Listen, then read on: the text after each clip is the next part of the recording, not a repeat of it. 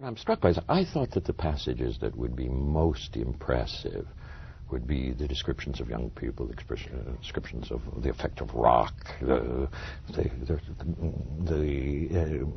description of the effect of divorce on the minds of young students, the first chapter of the book. But what seems to be catching attention, at least what I can get from the reactions, is the second chapter, where I talk about the meaninglessness, the newness, and at the same time the meaninglessness of our language, the language of values.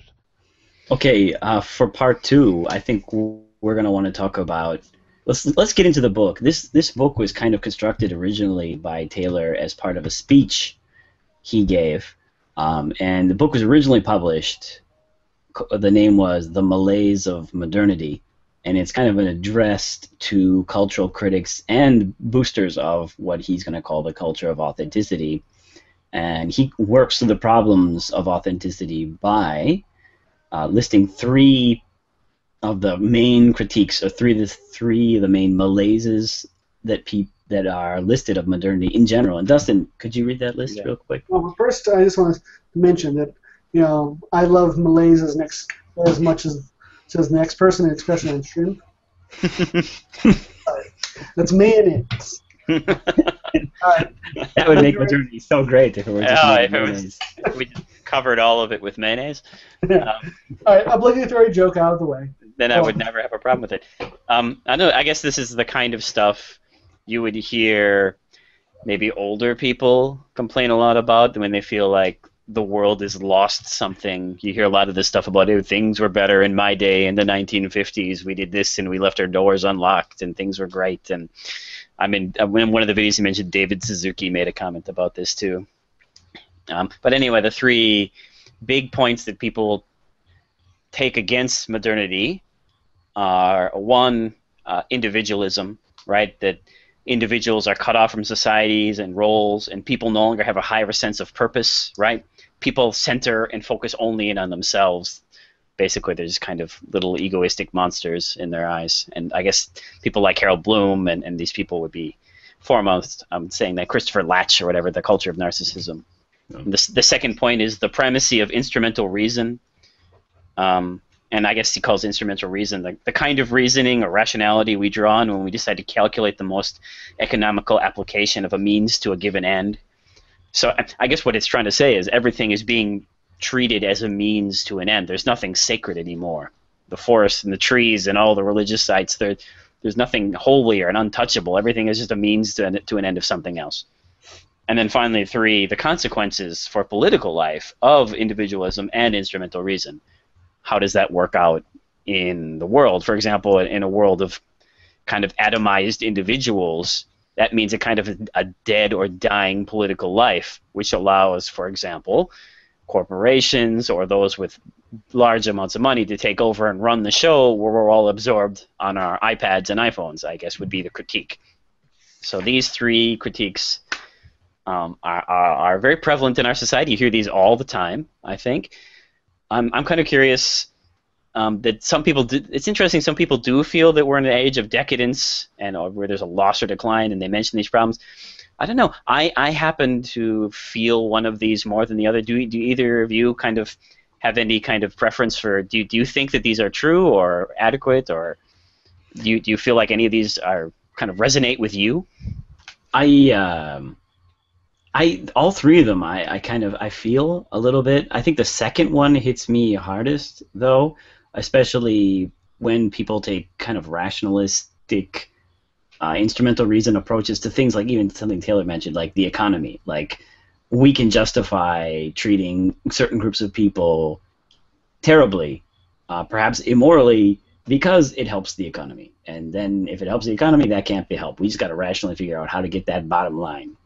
That disturbs me quite a bit, actually. Mm-hmm.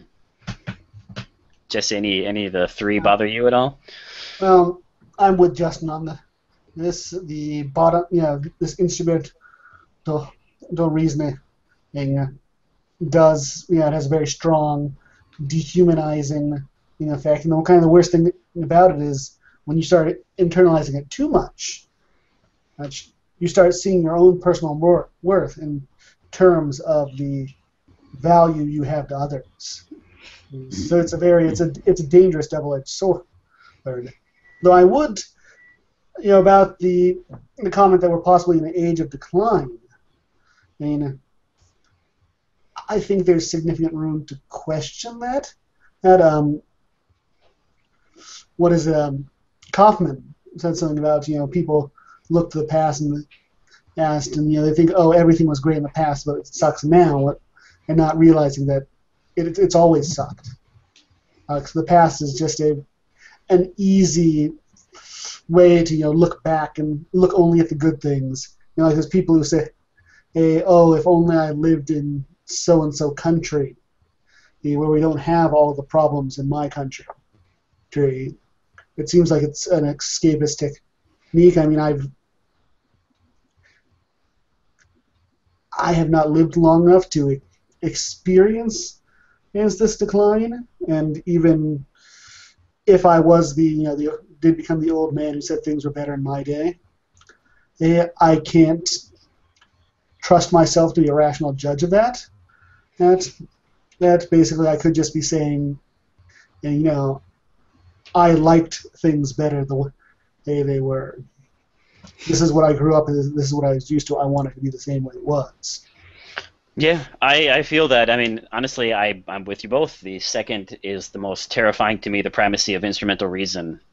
He kind of mentions this as an iron cage that traps us, right? I like this idea that it's an iron cage, that we're trapped in systems that control us. I mean, isn't that feeling what gives rise to movies like The Matrix? This feeling that we're caught in a system that's out of our control. I mean, that is also prevalent in The Ring, that horror movie, and Madoka. I mean, this idea that we're trapped in a cruel system that's unescapable, I think haunts us. And as much as I do hate some atomized individuals, that doesn't frighten me. It just makes me angry. The primacy of kind of instrumental reason, where people are just allowed to trample over and do whatever they want to because that's the bottom line, man, and there's nothing you can do about that. I mean, I know it reminds me of that movie, They what was it, They Live or something, right? Where he looked at the piece of money with the glasses and it said, "This is your God." I mean, that is the bottom line of instrumental reason. The bottom line is what's the bottom dollar here? How can I spare a buck? And that's it. I mean, that's what frightens me the most, I guess. But I don't know. I kind of want to say, just be a little devil's advocate here. I don't know if it's a loss or a decline, but I do feel things are changing.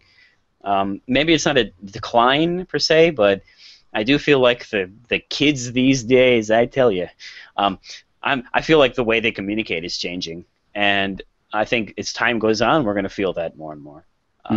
As the electronic man becomes more and more powerful, and they start to communicate with emoji and YouTube-like comments, the art of discussion and dialogue is going to basically disintegrate if this continues to progress. And YouTube is a great example of that. Yeah, for our viewers, of course. First, we love you guys. We look forward to your comments. Of course. But actually, this is what I wanted to kind of bring up. Like, what do you think of the force of? It's kind of mixing between 1 and 2 is instrumental reason and the individuality thing of this idea that technology is affecting us, and a lot of people feel in a bad way. It's making us less able to communicate. I knew this guy, this friend of mine. It drove him mad. It drove him insane. He was on the train every day, and he said he would just complain to me constantly, every single day, like, all the people on the train are on smartphones. They won't look up from their smartphones. I don't know. I get it, but I found it kind of annoying too, in the sense that, what's it to you? Why do you get to dictate what these people do on their train time? Why do they have to be staring at you? Why can't they be staring at their smartphones too? So I'm not totally anti this either. I just the thing that worries me the most is more something along the lines of like YouTube death threats and stuff like this. I don't know. Is it just a lack of empathy? Maybe it has to do with the fact that you don't speak to enough people in person, that you lack empathy. Or maybe you feel so atomized and individualized that you don't think your death threats have any real emotional impact on real people. I don't know where it's coming from, but I don't want to be down on technology either. I'm some kind of caught in between this a little bit. Well, I sometimes think of it like this, though. And I don't know what. Sometimes I think about it's the technology that's changing the kids and us and me. I feel changed by technology. I do. I think I've lost my power of concentration, actually. But sometimes I just think it's just the lid has been taken off the box, too, right? Before, all these crappy people with their terrible, crappy ideas and their hellish bile, they were alone, and you weren't going to meet them. Now they're in an electronic way, in a lawnmower man kind of way. They're everywhere. Yeah. They're literally all over the world now. They're in virtual space everywhere at the same time. So maybe the box has just been opened up, and all this bile that's been in the world the entire time is just open for all of us to see. Yeah, you're right. I mean, some of them are hate-filled. I mean, there's even some crazier cases though where the person is just, you meet them in regular life and they'd be like just your normal person, but like you put them online and they're writing the most horrific things. I'm not sure which one's more, but they used to find, in Japan, did you know this? Like they try to track down some of these death threats on 2channel, and like every once in a while they'll track down the people who are writing them, and they come up and they find that they're people working in like government offices and in hospitals and in schools, right? These are like just mid-level workers. I don't know. I didn't know them personally, but I'm sure, they were just your average Joes in a sense, no? When TJ in his most recent, not his most recent, one of his recent videos when he was talking about that feminist who wrote a scathing article about him. And he said that when he got on the internet, he said things in a very callous manner, just because that's the way he assumed people talked on the internet. Mm-hmm. Like with our Nita Sarkeesian discussion, when he said, in certain games, whether or not you have to kill, you tend to see things through the lens of killing. And once you're on the internet, there is the strong temptation to see things through a lens of callousness. That's perhaps. Yeah.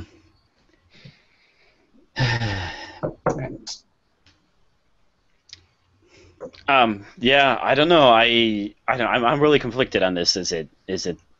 I mean, I think it's a combination of all these things. The culture of authenticity also plays into this. Like, it's the one. I mean, all these things seem to be linked together. It's this. The internet is this place where you can basically link up exactly what you're feeling at the moment with what you're typing at the moment, and there are literally no consequences for this, right? I mean, so you're kind of feeling like that's why these people feel so happy on the internet, I think, and it's some of it is the happiness of addiction, right? This idea that you're happy in the moment, that you're just spewing out everything that comes out of you all the time at the moment, and I guess looking back on it, it's just ludicrous and silly, but when you're doing it, it feels good to just act, right? To let it all out of you instead of holding it in.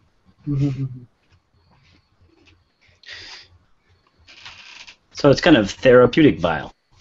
Yeah.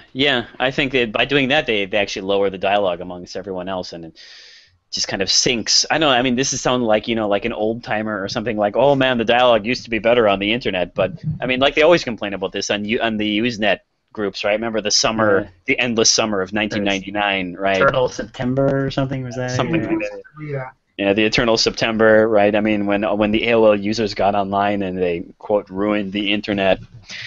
And, I don't know, ever with Warcraft, it just got worse and worse all the time, the dialogue between players when I was playing Warcraft 1, 2, and then 3. By 3, right, it was just like, wow, I couldn't even stand it. Everything was lol, fag, loser, gay. I was just constantly, so to the point where I was like, I can't stand it. I couldn't take it.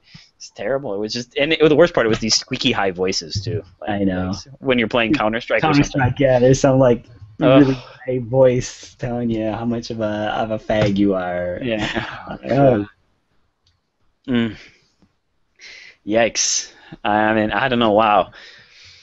I maybe I sound old when I say this, but like, wow, God. I didn't like it. Let's just say that. Let's leave it at that. So yeah, I think people in general feel a little bits of pulls of each one, though. Even if you're not an old timer, I find a lot of people seem to, without knowing it, throw off a few points here and there when they talk about what they don't like about the modern world. Yeah, I guess the modern world comes with like the idea that you got to be you got to keep it real, and when people are keeping it real, the rudeness and the ugliness is just going to increase in terms of human relations, I guess. Maybe that's what they're missing. On top of that, like, yeah, of course, yeah, if you fold, then people will jump online to call you a coward for folding, as has been seen by recent events by a lot of people with a lot of lack of empathy, I think. Jump on people because, they didn't like all the death threats and call them cowards. That's wonderful. Yeah. Yeah, this is why we need Epictetus. So maybe Epictetus can really start to flourish in the world now. Great. Anything else you want to say about the kind of the problem with the modern world? No. All right. I think it's pretty good. Okay, Yeah. let's move on next to what Charles Taylor has to say about this. All right. So, see you part 3.